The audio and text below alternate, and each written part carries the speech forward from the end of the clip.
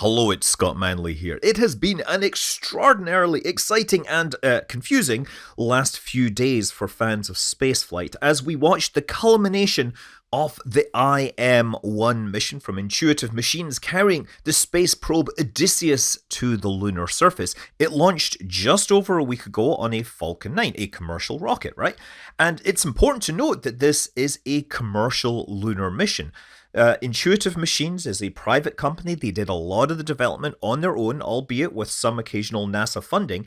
This mission, the anchor customer was NASA, who spent on something like $120 million for their payloads to go on this spacecraft to the moon, but they were not by any means the only customers on this mission. As it happens, this was the second mission of the year following this commercial model from NASA, the first being Astrobotic's Peregrine lander, which launched on the first Vulcan rocket and then promptly overpressured its propellant tanks due to a valve malfunction, swung around the moon and then burned up in the atmosphere. And to Astrobotic's credit, while they didn't make it to the surface of the moon, they got a lot of love from the community because of their openness and their willing to share details of spacecraft operations even after it was clear it was never going to make to the surface of the moon. But this meant that Odysseus had a chance to be the first American spacecraft to soft land on the surface of the moon in 50 years. NASA had, of course, got sidetracked by that whole space shuttle and space station thing. They had launched a few really cool space probes around the moon, but they hadn't bothered to land anything softly. And this lander in particular could trace its heritage back over a decade to the Google Lunar X Prize. Some of the people who worked on it, some of the hardware that was developed goes back to Armadillo Aerospace, which, if you remember, is John Carmack's company. He's the guy that created Doom and then, after making a ton of money off of Quake, decided that he wanted to get into rocketry and then lost it all. And, that's how these things go. This is a video from Armadillo's old YouTube page showing the test of a pressure-fed methane-oxygen engine. And that is hugely important because while people have been sending spacecraft to the moon for 60 years, nobody has tried to land a spacecraft on the moon using a cryogenic engine. All the spacecraft have been using highly toxic hypergolic propellant, which is great because you don't need an ignition system, but it's not so good because it's just really nasty to work with. So anyway, this engine was developed for Project Morpheus, which it actually began as Project M, which was supposed to be like a NASA skunkworks project to try and put a robonaut on the surface of the moon. After a couple of years, that got split into two projects, a sort of second generation robonaut, which went to the space station, and Project Morpheus, which was this lander that was supposed to demonstrate lunar landing technologies on Earth. It was supposed to demonstrate new sensor system, onboard autonomous hazard detection and avoidance, and that's what this bit of hardware is on the side here. It's scanning the landing site, looking for those rocks and trying to figure out where the lander can touch down. Again, this was a small, low-budget technology demonstrator performed in collaboration with commercial organizations like Armadillo, and a number of the people that worked on this would go on to be part of Intuitive Machines to develop their lander. So with that in mind, we'd been following this mission for the last week or so, and where they quickly established communications and demonstrated the ability to ignite and operate their methane engine in deep space. And this was a first. While we have had a Chinese rocket that successfully launched to orbit using methalox, it didn't actually ignite its engine until it was outside the atmosphere. So technically this was a win. And then, just in case there was any doubters out there, I believe they ignited their engine further from the Earth than anyone had ever ignited a cryogenic engine. So they were absolutely cementing their place in the record books as true space innovators, going out there with those engines that don't have the hypergolic propellants. And that's something that NASA is absolutely relying on for its lunar lander. Both of the spacecraft that have been chosen for the human landing system are going to use cryogenic propellants. Starship's obviously going to use methane, and Blue Origin spacecraft is going to use hydrolox. Both of them are going to have to maintain cryogenic propellants in flight on orbit for a long period of time. And this is something that was actually previously demonstrated, I think, on a mission to the space station. They had a module which was fixed to the side and it basically kept some cryogenic propellant cold using a cryocooler and passive cooling and control systems for a long time. So this was something of a next step where they were able to actually use the engine for all their operations in space. And maybe one day we can abandon these hypergolics. After all, they're expensive, they're toxic, and of course methane and oxygen are pretty easy to produce in situ across the solar system. On Wednesday, the spacecraft successfully entered orbit, and on Thursday we were watching a live stream of it descending. And this canned animation from a year ago is vastly more interesting than what the live stream brought us. I mean, we didn't have any live camera views, which is understandable given bandwidth constraints, but we didn't have any telemetry, and we certainly didn't have any animation that was being created from that telemetry. We had a bunch of talking heads and a clock counting down, and to be honest, the best part was when we would actually get live audio from the control room. And all this sort of glossed over the fact that there had been some serious drama behind the scenes, some top tier, problem solving, troubleshooting had been carried out to make this landing get as far as it did. Originally, we were told it was supposed to land around 4:26, and I joked that, by the way, that meant that the engine would be blazing at 4:20, but they delayed it by 2 hours. They delayed it by 1 orbit. Why?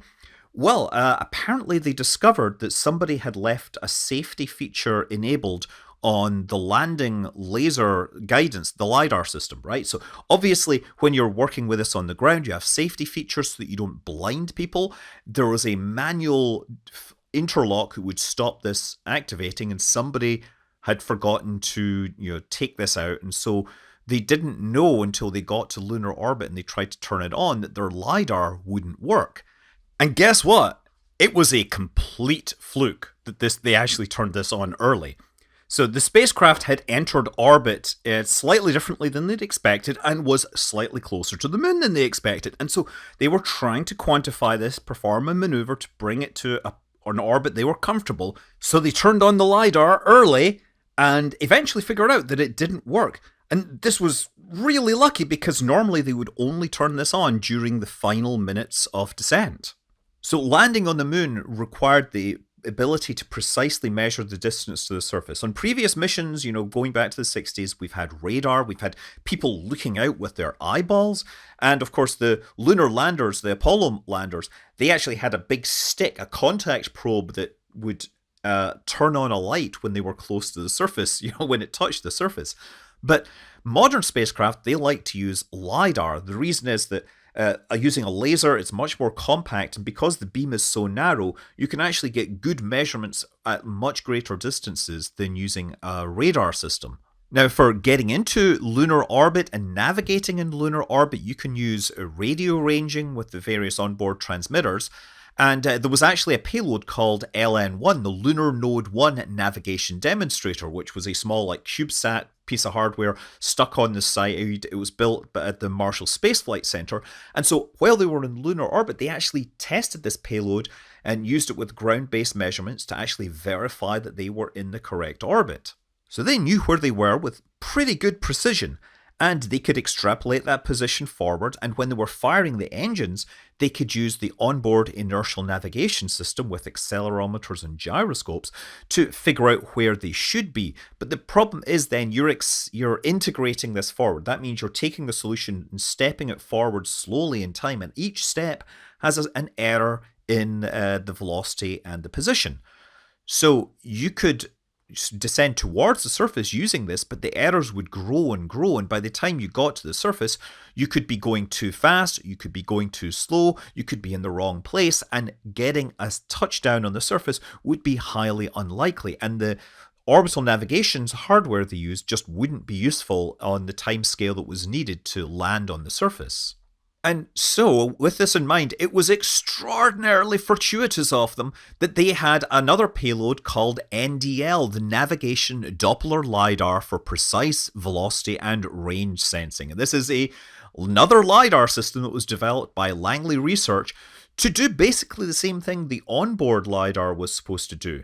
They just needed to figure out how it could talk to the landing software and provide the exact updates to make sure they could use it during the descent. And they developed a patch for their software, integrated it with their computer, and they committed to a landing in 2 hours. And that is about the same amount of time that it took to figure out the problem with the abort switch on Apollo 14, if you remember, which is another amazing hack that was performed on a computer so that a landing could be carried out.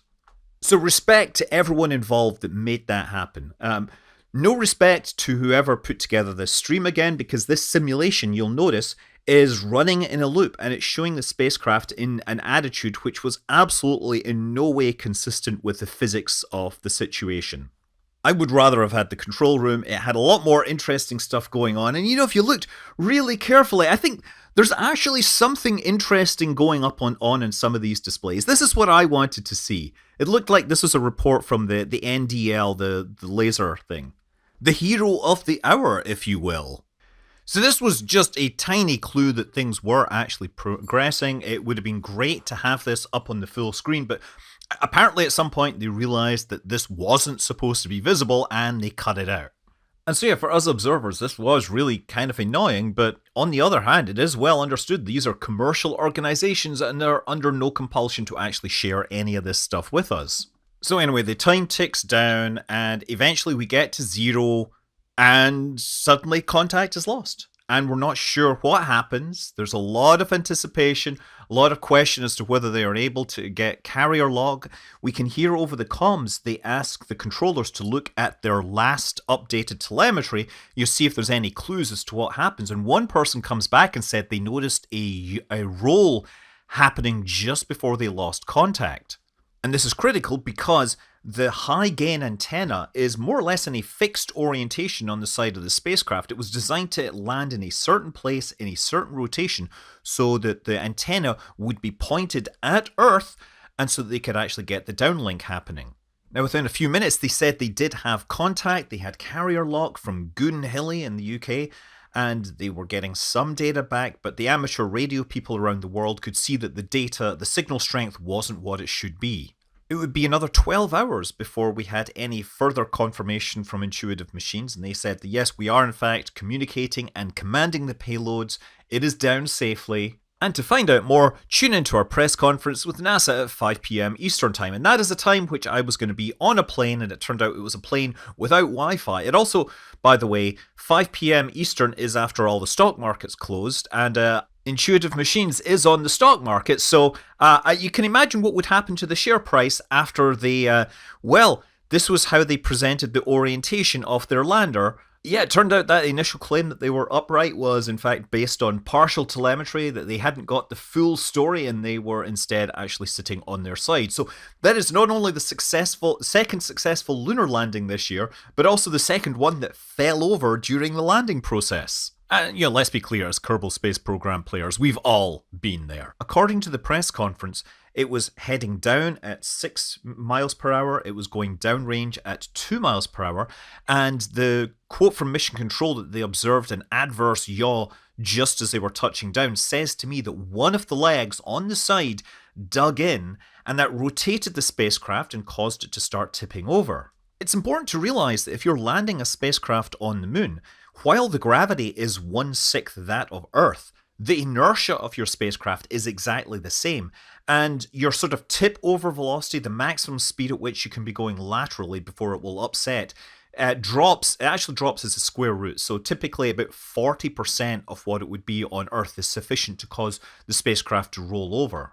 According to the press conference, the spacecraft is lying on panel E, which, there's 6 sides of the spacecraft, so that's panel number 5, I guess. And that's the panel which contains an art piece. It's a Jeff Koons Phases of the Moon, it's called. It's supposed to contain a bunch of moons in a cube, and they're all slightly different, and I guess there's NFTs and things like that associated. So I guess they actually get a bonus point because they are closer to the moon than they would otherwise be, although you might have to change your interpretation of the art now that it is on its side rather than vertical. Now, one of the payloads I was really hoping to see data from right away was EagleCam, and this is a camera which would be ejected from the side of the spacecraft and track the spacecraft as it's performing the final landing. So it would land on the surface and watch the lander coming down, and that would no doubt have provided some really cool clues as to what in fact happened. except that because of the changes to the LiDAR system, they inhibited the deployment of the camera, and therefore they're trying to decide whether they can in fact deploy this camera in its current orientation, just to get like some third-person views of the spacecraft. And the other payload that I would really like to see the results of is SCALPS, the stereo camera for lunar plume surface studies. And this was a series of multiple cameras on the legs, which would be pointed in towards where the rocket engine is, hoping to see how the rocket interacts with the lunar surface. And that was the idea, is they want to figure out how plumes dig down into the lunar surface and whether there's things they can do to perhaps model this physics better and understand how, say, something like Blue Origin's lander might work on the moon. Here's the thing, we don't know how much bandwidth they're going to have to get data back. In fact, during the press conference, it sounded like they were having problems switching over to a stable link to actually get any data down. The spacecraft's autonomous systems are designed to switch between two antennas when it's getting poor signal quality, so it's switching back and forth before they can get a connection established and fix this problem. But assuming they fix this, they will be doing most of the communications over low-gain antennas, which means less bandwidth, and they are racing against lunar night, which is going to come in about a week from now. So there's likely to be some sort of triaging to do to decide which data to get down before the spacecraft goes quiet. So while the mission is probably going to be considered a success by NASA, it's not as successful as we'd like. And in terms of communication, I don't think they've been hugely successful, and we're really asking a lot of questions and not getting answers. And of course, there are critics saying, well, it's 50 years on from the Apollo program. Why can't we do so much better than we did back then? Well, guess what? This mission has been made and performed with a budget that is 0.1% of the Apollo program. If you compare it to the Surveyor program, that spent about $5 billion inflation adjusted. And, again, this is vastly cheaper.